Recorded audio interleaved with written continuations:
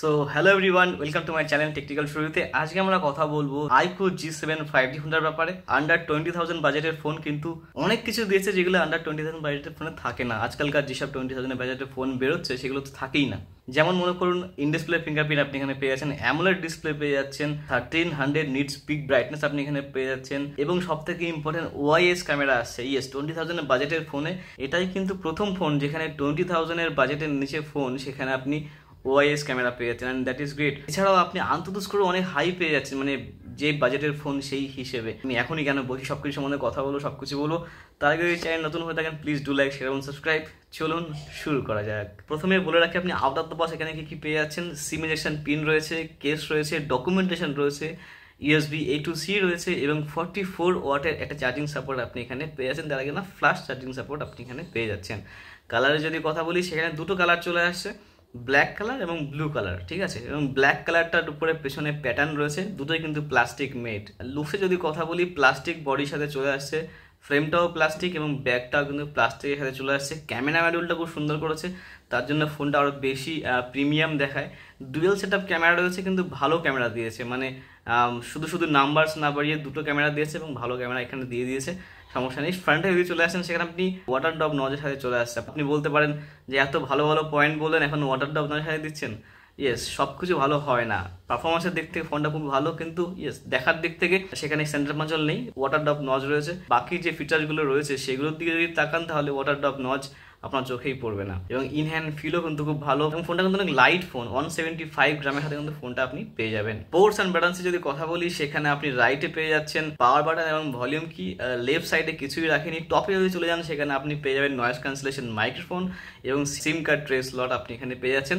সিম card tray slot কিন্তু hybrid চলে আসছে, মানে দুটো সিম কার্ড ইউজ করতে পারেন, অথবা একটা সিম কার্ড একটা মাইক্রো এসডি কার্ড আপনি ইউজ করতে পারেন। আপনার মাইক্রো এসডি কার্ডকে আপনি আপ টু 1 টেরাবাইট আপনি এখানে বুস্ট আপ করতে পারছেন। এছাড়া যদি বটমে চলে আসেন, সেখানে আপনি পেয়ে যাচ্ছেন 3.5mm Jack. Yes, 3.5mm Jack এখানে পেয়ে যাচ্ছেন।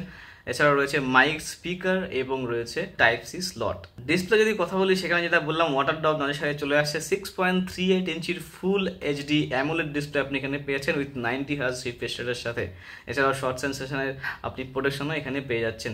Display wise is pretty good display আপনি এখানে পেয়েছেন আন্ডার 20K বাজেটের ফোনে। এছাড়াও 1300 নিটস পিক ব্রাইটনেস পেয়ে যাচ্ছেন, দ্যাট ইজ গ্রেট। মানে যেটা বললাম যে আন্ডার 20,000 বাজেটের কোনো ফোনেই আপনি 1300 নিটস পিক ব্রাইটনেস আপনি এখানে পাবেন না, সেখানে আপনি এখানে পেয়ে যাচ্ছেন। প্রসেসর যদি কথা বলি, সেখানে অ্যাগেন একটা পাওয়ারফুল প্রসেসর আপনি এখানে পেয়ে যাচ্ছেন, মিডিয়াটেক ডায়মেনসিটি 920 প্রসেসর, যেটা কিন্তু বেসড অন 6nm প্রসেসর।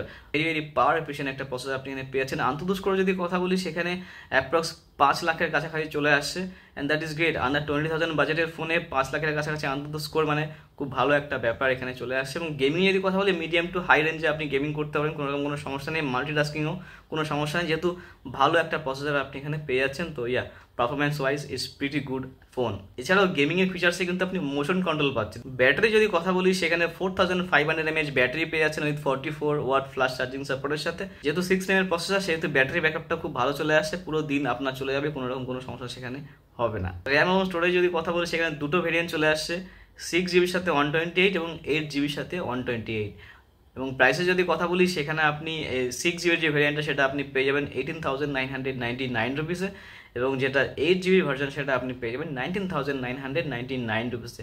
এটা আমি অ্যামাজনের প্রাইসের কথা বললাম আজকের ডেটে। ওইসে যদি কথা বলি, সেখানে ফান্টাস ওইসের সাথে চলে আসছে, যেটা কিন্তু বেসড অন অ্যান্ড্রয়েড 13। তো আপনি out of the box Android 13 পেয়ে যাচ্ছেন। এছাড়াও আপনি 2 বছরের মেজর আপডেট পেয়ে যাবেন, মানে 14 এবং 15 আপনি এখানে পেয়ে যাচ্ছেন। এছাড়াও আপনি 3 বছরের সিকিউরিটি আপডেটও এখানে পেয়ে যাচ্ছেন। কানেক্টিভিটি যদি কথা বলি, অফকোর্স এটা 5G ফোন, ওয়াইফাই 6 রয়েছে, ওয়াইফাই কলিং এর সুবিধা রয়েছে, ডুয়েল 4G ভোল্টি রয়েছে, ব্লুটুথ 5.3 ভার্জনও আপনি এখানে পেয়ে যাচ্ছেন, and that is great. Sensor যদি কথা বলি, সেখানে সব সেন্সরই রয়েছে, ইন ডিসপ্লে ফিঙ্গারপ্রিন্ট সেন্সর পেয়ে যাচ্ছেন এবং ফেস আনলক রয়েছে, এবং both works very well. IP54 certified কিন্তু ফোনটা, ওয়াটার অ্যান্ড ডাস্ট রেসিস্ট্যান্ট আপনি এখানে পেয়ে যাচ্ছেন আন্ডার 20K বাজেটে, and that is also a great point. Multimedia যদি কথা বলি, সেখানে অ্যামোলেড ডিসপ্লে রয়েছে, ব্রাইটনেস খুব ভালো পেয়ে যাচ্ছেন, 1300 নিটস ব্রাইটনেস পেয়ে যাচ্ছেন, এবং HDR এর সাপোর্ট রয়েছে।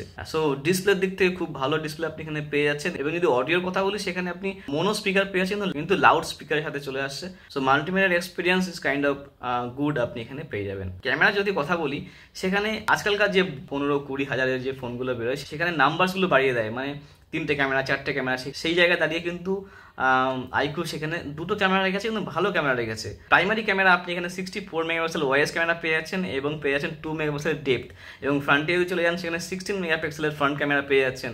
এগেন 20,000 বাজেটের নিচের ফোন, সেখানে আপনি ওয়াইএস ক্যামেরা পাচ্ছেন। So yeah, that is a great point. কেননা এর আগে কোনো ফোনে ওয়াইএস ক্যামেরা কিন্তু দেয়নি আন্ডার 20,000 বাজেটের ফোনে। সো ওয়াইএস ক্যামেরা আপনি এখানে পেয়ে যাচ্ছেন, and that is a great point. যদি ক্যামেরা ফিচার্সের কথা বলি, সেখানে pro mode, super night mode, blogging mode, all standard mode is there. So modes নিয়ে কোনো রকম কোনো সমস্যা সেখানে নেই। ওভারঅল ক্যামেরার পারফরমেন্সে যদি কথা বলি, 64 মেগাপিক্সেল যে প্রাইমারি ক্যামেরা থেকে সেখান থেকে খুব ভালো ফটো উঠে আসে, ডে লাইটে খুব ভালো ফটো উঠে আসে, এবং নাইট ক্যামেরা কিন্তু খুব ভালো এখানে চলে আসে। ফটো এবং ভিডিও কোয়ালিটি খুব ভালো এখানে আপনি পেয়ে যাবেন। এছাড়া ভিডিওগ্রাফি যদি কথা বলি, এগেইন আ প্লাস পয়েন্ট, যেখানে কিন্তু আন্ডার 20,000 বাজেটের ফোনে 1080 সাথে করে দেয় ভিডিওগ্রাফি, সেখানে আপনি 4K 30 FPS ভিডিও শ্যুট করতে পারবেন, and that is also a great point. সব দিক থেকে খুব ভালো একটা ফোন আপনি এখানে পেয়ে যাচ্ছেন।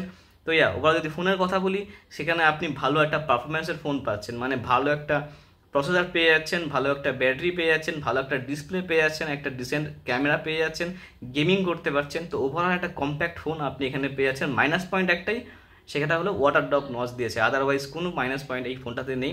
তো যদি আপনি কোনো ফোন করছেন পারফরমেন্স ওয়াইজ, তাহলে আপনি ফোনটার উপরে অবশ্যই যেতে পারেন। I know this is not a camera centric phone, performance centric phone হলেও ক্যামেরা কিন্তু খুব ভালো দিয়েছে, ডিসেন্ট ক্যামেরা আপনি এখানে পেয়ে যাবেন। So that's it for now. Thank you so much for watching. যদি ভিডিওটি ভালো লাগে তাহলে লাইক, শেয়ার এবং সাবস্ক্রাইব, এবং আমার সাথে থাকার জন্য, আমার সাথে পাওয়ার জন্য বেল আইকনটি প্রেস করে দেবেন। Thank you so much.